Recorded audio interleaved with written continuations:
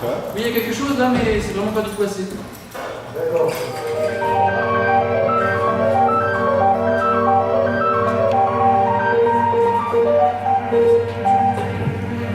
Le truc, c'est qu'à un moment donné,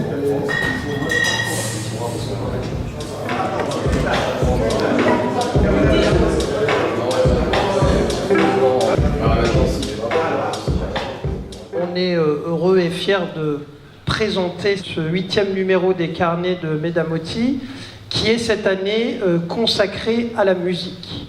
Et quel lieu que l'Arsenal pour présenter cette revue, ce beau travail d'une collaboration plurielle, d'abord entre les institutions que sont le PCC Metz en scène, l'Orchestre national de Lorraine, mais aussi avec le pilotage de nos médiathèques et bibliothèques, qui ont pu contribuer à ce numéro qui est au fond une forme de patrimoine de notre patrimoine musical, et il est là comme un témoignage que l'on pourra garder des années et qui est extrêmement riche, documenté, qui remonte au fin fond de l'histoire, puisqu'on retrace véritablement l'histoire de la musique depuis le chant grégorien jusqu'à nos jours avec la boîte à musique. Et je crois que c'est un travail tout à fait remarquable. Je voulais aussi dire que notre présence ici à l'Arsenal, elle reflète d'abord le travail et la collaboration sur ce numéro, mais aussi un travail au quotidien à travers le CREM, le centre de ressources en musique qui est donc présent à Jean Massé à Borny et qui travaille en étroite collaboration avec la boîte à musique qui est désormais installée chez elle dans le quartier de Borny. Et donc on est là dans un travail extrêmement riche avec de nombreuses contributions et on ne peut que s'en réjouir. Donc je vais laisser M. Sirène nous présenter ce numéro plus en détail. Voilà, merci à tous. Chapelier Fou qui a bien voulu venir illustrer musicalement ce numéro pour ne pas qu'on vous présente que des diapositives de PowerPoint. Donc, Chapelier Fou, vous avez bien voulu, à la demande de Véronique, qui vous a interviewé dans le numéro de Medamoti, et en souvenir du fait qu'on vous avait accueilli il y a très longtemps, en 2007 déjà, à Jean Massé justement, à l'époque où vous enregistriez des disques que vous n'avez plus déjà. Donc c'est vous qui commencez à nous mettre dans la musique, et puis ensuite on passera à des choses plus sérieuses, pour remercier tous les contributeurs qui sont là.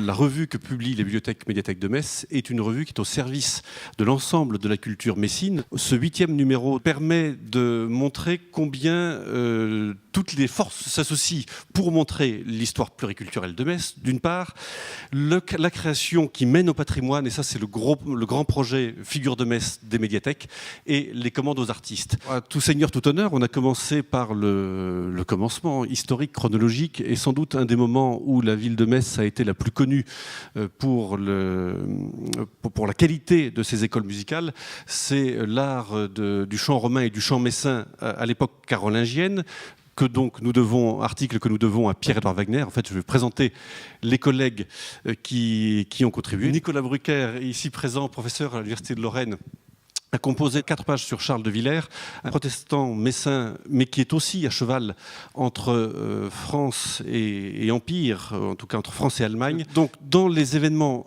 important pour la création. Il y a eu, il n'y a pas si longtemps, le Festival de musique contemporaine. Nous avons Gilbert Rose avec John Cage et le fondateur du festival, Claude Lefebvre, dans la salle duquel nous sommes. Son portrait est également là. Dans la création, il y a des choses un peu plus exotiques, étonnantes. Il s'est trouvé que Verlaine a aussi composé des livrets d'opérettes très lestes.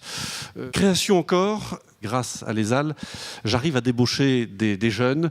Mélanie Cochet pour le portrait de Mel et Manon Kovnacki qui a fait celui de Cascadeur. Du patrimoine, on passe à la musique vivante. Et au cœur de cette musique vivante, il y a le partenariat avec Metz en Scène. Jean-François Ramon a bien voulu le présenter de façon trinitaire, métatrinitaire, si j'ose dire. Les 3 parties de son gouvernement, entre l'Arsenal, les Trinitaires justement, et la BAM. Volonté de dépasser les clivages, c'est le titre de son article, qui est cette même recherche d'ouverture que nous essayons d'avoir pour la ville.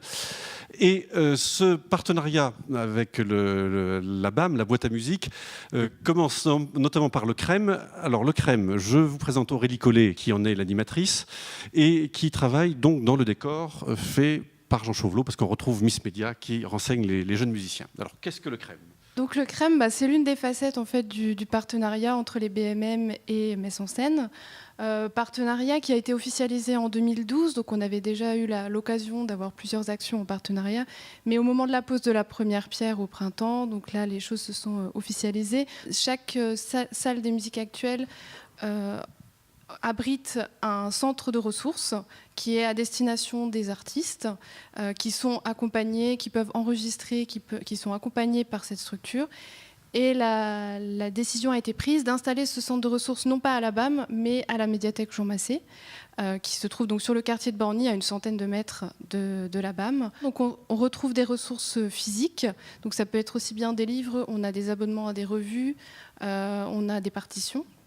Et puis on accueille aussi ce qu'on appelle la Seine-Lorraine, donc c'est la collection de CD, de démos d'artistes locaux, donc qui sont aussi bien à la médiathèque Jean Massé qu'on retrouve aussi à la médiathèque Verlaine et à la médiathèque du Sablon, tout ça pour promouvoir vraiment la scène locale.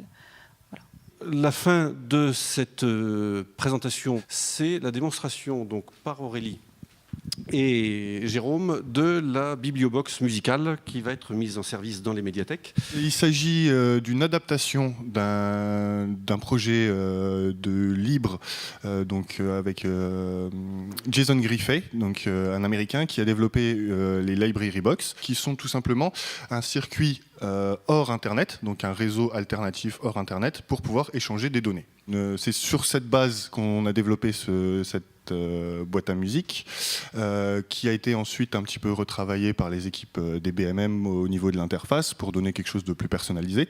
Donc là, le but, c'est de pouvoir mettre à disposition des ressources numériques, puisque de plus en plus, les artistes, en tout cas même ceux qui débutent, notamment dans la Seine-Lorraine, n'impriment pas forcément de disques, ne sortent pas forcément de vinyle, mais parfois passent directement par la case du numérique, ce qui permet de mettre à disposition malgré tout ces ressources et de redonner de l'importance à un contenu, puisqu'il oblige à se déplacer dans la zone d'action de la boîte pour pouvoir vraiment accéder à ce qu'il y a dessus. On peut retrouver différents types de fichiers. On peut avoir du fichier audio, du fichier texte.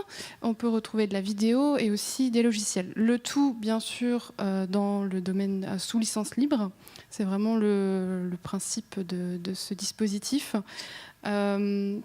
L'objectif aussi, c'est de promouvoir donc, le partenariat, mais aussi la scène lorraine. Donc, on va retrouver notamment en fichier audio des morceaux de groupes locaux. On peut peut-être faire une petite démonstration. Oui. Donc ça, justement, c'est un morceau de Twin Prix que vous avez vu tout à l'heure sur le site.